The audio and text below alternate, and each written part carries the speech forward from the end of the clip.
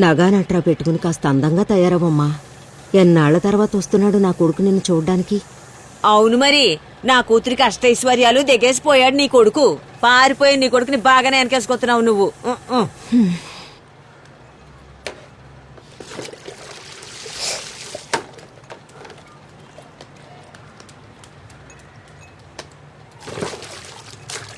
అయ్యయ్యో,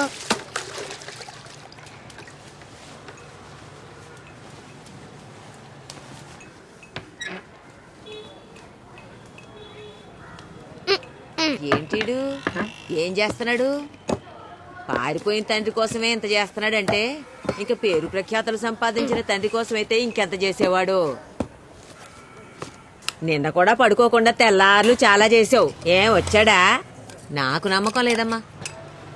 అమ్మా, ఈరోజు నాన్న వస్తాడు కదా? వస్తారా రాజాబాబు?